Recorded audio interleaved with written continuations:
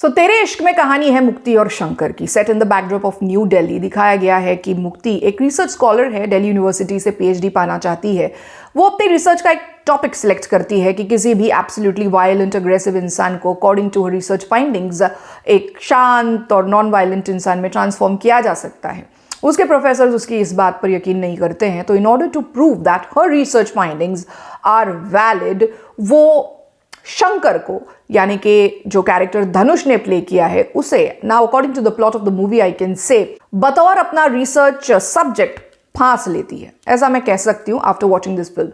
वहीं ऐसे दिखाया गया है कि Shankar Delhi university students union का प्रेसिडेंट है, बहुत ज्यादा वायलेंट है, अग्रेसिव है एंड हर आए दिन झगड़े करने के बाद पुलिस लॉकअप में बंद हो जाता है। उसके फादर का कैरेक्टर यानी शंकर के फादर का कैरेक्टर प्रकाश राज ने प्ले किया है और शंकर का एक दोस्त भी दिखाया गया है वेद का कैरेक्टर प्रियांशु पयूली ने प्ले किया है। मुक्ति को पहली नजर में देखते ही शंकर को उससे प्यार हो जाता है because he finds her to be absolutely beautiful, ऐसे दिखाया गया है फिल्म में।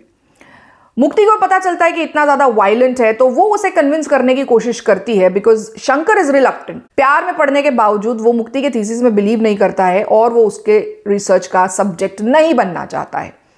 सो he says absolutely no, but Mukti बड़ी चालाकी से कहती है कि तू प्यार समझ के कर ले, मैं काम समझ के कर रही हूं, मेरी पूरी जिंदगी का सवाल है।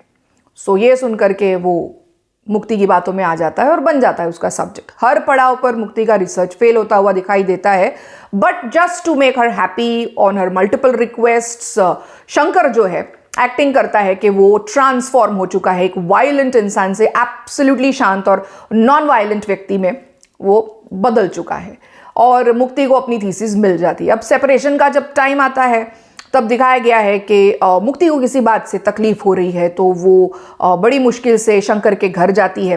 पता चलता है कि शंकर, उसका दोस्त वेद और उसके फादर जो है नोटरी का काम करते हैं, दिखाया गया है फिल्म में। वो एक 10 बाय 10 स्क्वायर फीट के छोटे से कमरे में रहते हैं दिल्ली में and Mukti with her dressing style and जिस कार में वो आती है पता चलता है कि she belongs to higher society. वो कुछ कहना चाहती है, कह नहीं पाती है और इनवाइट करती है शंकर को और उसके फादर और दोस्त को उसके मुक्ति के फादर से मिलने वो आए। उनको लगता है कि शादी की बात करने के लिए बुला रहे हैं, इनवाइट कर रहे हैं। जब वो जाते हैं मिलने के लिए पता चलता है कि मुक्ति के जो फादर है वो IAS ऑफिसर है, not just an IAS officer, he is an IAS officer of the cadre of joint secretary. और वो बड़े ही बदतमीजी से जो शंकर है उससे बात करते हैं और भारी भरकम डायलॉग के साथ शंकर से कहते हैं कि मेरे अंडर इतने IPS एंड कलेक्टर्स है कि तेरे जैसे 4 करोड़ लोग जिंदा रह सके, तो तूने कैसी हिम्मत कर ली कि तूने सोच लिया तेरी शादी मेरी बेटी से हो जाएगी। शंकर पूछता है कि मुझे आप जैसा बनने के लिए क्या करना होगा। हर फादर सेज के UPSC के प्रीलिम्स ही तू पास करके दिखा दे, फिर तू मुझसे बात करने के लिए आना। शंकर इस चैलेंज को एक्सेप्ट कर लेता है। उसे 3 साल लग जाते हैं, वो एक्चुअली UPSC की प्रीलिम्स जो है वो क्लियर कर लेता है और वो मिलने आता है 3 साल बाद। बट उसे पता चलता है, now the film goes in to the mode of Ranjana, के मुक्ति और उसके फादर तो ऑलरेडी मुक्ति की शादी किसी और से कर रहे हैं, किसी और से उसकी शादी हो रही है, कोई जस्सी है उससे उसकी शादी हो रही है। मुक्ति इज वेरी हैप्पी, उसी ने सिलेक्ट किया है उस बंदे को। और 3 साल तक जब शंकर IAS की प्रीलिम्स की तैयारी कर रहा था और उसको इतना समय लग गया इस एग्जाम को क्लियर करने में, वो अमेरिका अपनी फर्दर स्टडीज परसू करके आ भी चुकी है और इंडियन डिफेंस साइकोलॉजिकल इंस्टीट्यूट में उसे जॉब भी लग गई है सीनियर काउंसलर। यहाँ पर फिल्म आती है, यहाँ पर फिल्म थोड़ा टेंशन सीख करना शुरू कर देती है और फिर जो है वो प्लॉट बिल्कुल रंजना के थीम पर चलना शुरू हो जाता है। So what is my take on Tere इश्क में। एक फिल्म थी अमेरिकन साइको, मुझे लगता है इस फिल्म का नाम इंडियन साइको या भारतीय साइको होना चाहिए था। मुझे लगता है इस फिल्म का मेन साइकोलॉजिकली रिटार्डेड कैरेक्टर जो है वो मुक्ति का कैरेक्टर है, यानी कृति सनन का कैरेक्टर है। ये कैरेक्टर पहले तो बहुत ही हैप्पी गो लकी इनोसेंस में शायद कर रही है, बहुत मासूम है इसीलिए ऐसा कर रही है, ऐसा लगता है। But by the time the film was over I realised कि ये कैरेक्टर ही है जो साइकोलॉजिकली कंप्लीटली रिटार्डेड इसको लिखा गया है, जिसने ना सिर्फ अपने आप की ज़िंदगी बर्बाद कर ली बट साथ में एक लड़का जो ऑलरेडी मैड था, काफ़ी मैड था, वो सही रास्ते पर निकल भी गया तो फिर भी उसको कैसे ना कैसे करके फंसा दिया, मरवा दिया। This is my take on the character of Mukti. मैं क्यों ऐसा कह रही हूँ? बिकॉज इनिशियली मुक्ति ऐसे लगता है बहुत हैप्पी गो लकी है, बहुत ही ज़्यादा मतलब may be out of innocence she is doing this, या फिर थोड़ा उसका नेचर जो है वो ऐसे ही है, ऐसे लगता है। बट देन जब पता चलता है कि एक्चुअली उसे अपनी PhD पानी थी, इसीलिए उसने डेस्पाइट नोइंग कि वो लड़का उससे प्यार करने लग गया है, उसको भी कुछ फील होता है, बट क्योंकि वो गरीब है तो अब शी इज सेइंग कि no I can't do this. She is very conniving, ऐसे दिखाया गया है। वो जानबूझ के उसे अपने फादर से मिलाने लेके जाती है, जानबूझ के अपने फादर से उससे इतनी कड़वी बातें कराती है, एंड उसे क्या लगता है कि वो ऐसे किसी के भी साथ खेल लेगी। 3 साल बाद जब वो बंदा वापस आता है और ये पाता है कि ये तो हंसी हंसी किसी और से शादी करने के लिए शादी हो रही है इसकी, फिर जब शंकर उसे श्राप दे देता है कि तेरे भी बेटा हो और इश्क में मरने वाले लड़के भी किसी के बेटे होते, सेम उसी स्टाइल में जैसे देवदास में पारो की माँ ने दिया था देवदास की माँ को और देवदास की भाभी को श्राप, उसी स्टाइल में शंकर मुक्ति को भी श्राप देता है। उस श्राप से एक सार्कास्टिक तरीके से दिखाया गया है कि वो शंकर जो है मुक्ति को श्राप दे रहा है। ये साइकोलॉजिस्ट है, उस साइकोलॉजिस्ट पर उसके इन बातों का इतना ज्यादा प्रभाव हो जाता है कि वो लेडी देवदास बन जाती है, लिटरली लेडी देवदास बन जाती है, एंड वो पीना चालू करती है, पीती है, उसे लिवर सर्होसिस हो जाता है, उसके नसों से, उसके नाक से, मुंह से खून आना चालू हो जाता है। वो जस्सी नाम के उसके दोस्त है या जिससे भी उसने सिलेक्ट किया था, क्योंकि he comes from high and background, उसका स्टेबल करियर है, इंडियन नेवल ऑफिसर है, वो उससे शादी कर लेती है। पिताजी का बहाना देके, पिताजी ने बोला कि शादी कर लो, और बच्चा भी पैदा कर लेती है। और फिर वो चाहती है कि क्योंकि अब वो मर रही है और जस्सी भी इंडियन नेवल ऑफिसर है और वो भी उसका मतलब वो भी मरने वाला है क्योंकि जंग छिड़ी हुई है इंडिया की 2 फ्रंट्स पे। ये भी दिखाया है फिल्म में, यानी कि ऑपरेशन सिंदूर के बाद इंडिया के ऊपर चाइना और पाकिस्तान साजिश कर रहे, 2 फ्रंट्स पे वॉर छिड़ चुकी है, ऐसा भी दिखाया गया है। और जस्सी जो मुक्ति का हस्बैंड है वो उसमें मर जाएगा, तो अब जो मुक्ति का बच्चा है उसे कौन संभालेगा? तो वो चाहती है कि ओ हो अब शंकर ही उसे संभालेगा, यानी शंकर को अब वो कुछ भी कर रहा है अपनी जिंदगी में जाकर के दिखाया कि धनुष लेटर हाफ में, क्योंकि उसके फादर यानी प्रकाश राज ने जो शंकर के फादर का कैरेक्टर प्ले किया है, बहुत बखूबी अच्छे से प्ले किया है उन्होंने अपना पार्ट जो है प्रकाश राज जी ने, वो उनकी डेथ हो जाती है। और उनका सपना था कि वो चाहते थे कि शंकर बहुत तेज प्लेन में उड़े, तो उनका अपने फादर का सपना जीने के लिए अब शंकर सारे ये लफड़े छोड़ करके इंडियन एयरफोर्स का तेजस उड़ाने वाला अपना एक कमांडिंग पायलट बन गया है। तो अब वो चाहती है कि अब शंकर जो है उसके बच्चे को संभाले। वहां इंडिया पे 2 फ्रंट्स पे वॉर है और पता नहीं ये कैसा कहानी, कैसी स्क्रीन प्ले जबरदस्ती लिखा गया है कि जो शंकर के सीनियर है वो चाहते हैं कि क्योंकि शंकर बात सुनता नहीं है और अपने मर्जी से डिसीजंस लेता है, ऑर्डर्स फॉलो नहीं करता है, तो उसे, वो बहुत काबिल पायलट है तो सीधा सीधा उसे सस्पेंड तो नहीं करते हैं, बट उसके ऊपर साइकोलॉजिकल सेशंस या थेरेपी लेने का उसको वो आदेश देते हैं। और कौन आती है थेरेपी देने के लिए? थेरेपी देने के लिए यही मैडम आती है। आई डोंट नो, इतनी बेवड़ी साइकोलॉजिस्ट को इंडियन डिफेंस साइकोलॉजिकल इंस्टीट्यूट में उसको काम कैसे मिल गया, और I don't know what kind of services she actually offering to our officers.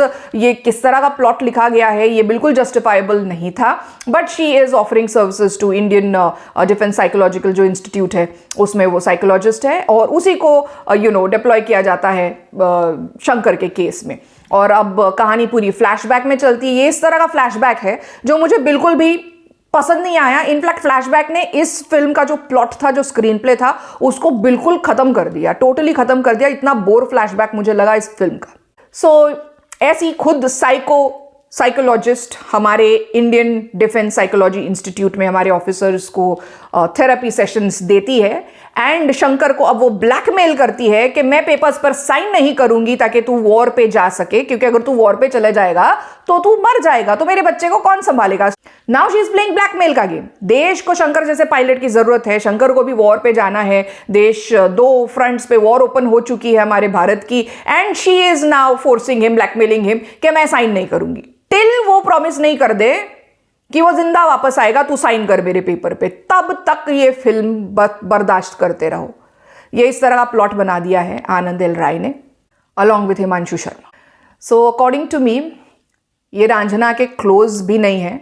I think जबरदस्ती कोशिश करी गई है रांझना जैसा कुछ बनाने की, खास करके इसका फ्लैशबैक ने इसको मार दिया, अनबेरेबल हो गया। इस फिल्म में एक चीज अच्छी है, प्रकाश राज जी की एक्टिंग, उनका और जो शंकर है यानी धनुष का जो कैरेक्टर, उनके बीच में जो फादर सन बॉन्डिंग है वो, कि अपने बेटे की ऐसी हालत देख करके, अपने बेटे को इतना मजबूर देख करके, और जो मुक्ति और उसके फादर जिस तरह से शंकर के साथ व्यवहार करते हैं, उसे पिटवाते हैं मरते दम तक, उसमें एक बाप की, बेटे के बाप की क्या हालत हो जाती है, किस कदर वो टूट जाते हैं और किस कदर बेग भी कर लेते हैं अपने बच्चे की रक्षा करने के लिए, but eventually it breaks his moral and वो अपने ख्यालों में ही स्कूटर पे उनका एक्सीडेंट हो जाता है। प्रकाश राज जी का जो कैरेक्टर है वो इस फिल्म में काबिले तारीफ है। Then there is one scene जहां पर मोहम्मद जीशान अय्यूब ने अपना कैरेक्टर, रांझना का जो कैरेक्टर है उनका, मुरारी गुप्ता को रिप्राइज किया है। वो उनकी एंट्री बड़ी धांसू लगती है।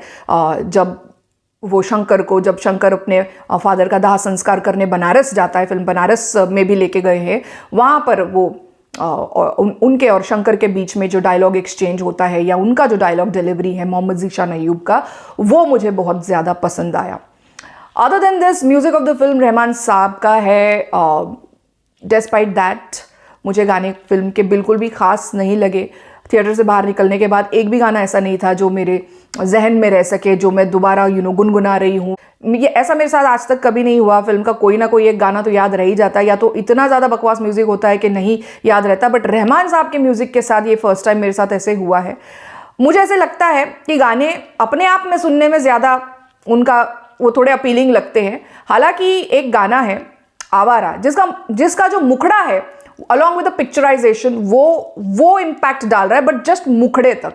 आगे जब गाना जाता है तो गाना वो लाइफलेस सा मुझे लगता है। सो रहमान साहब का म्यूजिक भी मेरे राय में इस फिल्म को नहीं बचा पा रहा है। So according to me this is an Indian psycho. ये फिल्म उन लोगों को जरूर अपील कर सकती है जो ऐसी मैडनेस में बिलीव करते हैं, जिनको लगता है प्यार का मतलब है एक दूसरे को बर्बाद करना, मारना, मरना। एक दूसरी कैटेगरी के लोगों को भी ये फिल्म अच्छी लग सकती है जिन्हें शौक है भ्रमित लोगों के साइकोलॉजी को स्टडी करने का, जानने का कि ये कैरेक्टर अब क्या करेगा, ये इंसान अब क्या करेगा। ऐसे लोगों को ये फिल्म शायद अपील कर सकती है। सो मेरी राय में this film is nowhere close to Raanjhanaa. Same director writer ने रांझना बनाई थी 2013 में। उसके भी कैरेक्टर्स काफ़ी कॉम्प्लेक्स थे, बट वो अपनी गलतियां करके उन गलतियों का एहसास उन्हें होता था। वो उतने ज़्यादा रिटार्डेड नहीं थे जितने कि फीमेल लीड तेरे इश्क में साइकोलॉजिकली रिटार्डेड है। अगर कंपेयर करें रांझना से तेरे इश्क को, तो Raanjhanaa stands out, absolutely it stands out. Simple film थी, कॉम्प्लिकेटेड कैरेक्टर्स थे, इतने ज़्यादा रिटार्डेड भी नहीं थे, अपनी गलतियों को समझते भी थे। इंसान से गलतियां हो जाती है, फिर इंसान एक सुधारने के मोड में भी जाता है। कई बार परिस्थितियां हाथ से बाहर हो जाती है कि अपनी गलतियां किसी और को भुगतनी पड़ जाती है। ये सारे जो एंगल्स थे उस फिल्म में बहुत अच्छे से बुने गए थे। सिंपल सा स्क्रीन प्ले था, ऐसा कोई फ्लैशबैक भी यूज़ हुआ तो काफ़ी सिंपल तरीके से यूज़ हुआ था। जो रांझना का म्यूज़िक है बहुत ही ज़्यादा जॉयफुल एंड लाइवली, और अगर इंटेंस म्यूज़िक था तो वो भी प्लॉट से बिल्कुल मिलता जुलता था। तेरे इश्क Mein on the contrary is absolutely dark film, और उसी हिसाब से शायद रहमान साहब ने एक डार्क म्यूजिक इसमें दे दिया है। इसमें आई डोंट थिंक सो उनकी कोई कमी है। जैसा फिल्म है, जैसा प्लॉट उनको बताया होगा, उस हिसाब से आई थिंक उन्होंने म्यूजिक बनाया होगा। सो म्यूजिक का मुझे इसमें बहुत बड़ा रोल नहीं दिखता। जितना इसका ट्रेलर लग रहा था ना खतरनाक कि ये क्या हो रहा है और क्या नहीं हो रहा है, ये उतनी खतरनाक फिल्म है नहीं देखने में, according to me, in my observation. Because when I left the theatre I was like, क्या था ये? What was it? I was feeling so bad कि it was not at all worth my time and money. So अगर आपको लोगों की psychology, characters की psychology study करने का शौक है, अगर आपको लगता है कि प्यार में फना होना, मरना, एक दूसरे को मारना, यही सब है, बर्बादी है, तो शायद आपको ये फिल्म अपील करेगी, otherwise I would say stay away from this film, not worth your time and money. So guys, this is my take on the film Tere इश्क में। अगर आपको ये वीडियो पसंद आया then do like, share and subscribe to my channel. Till then, see you in the next video.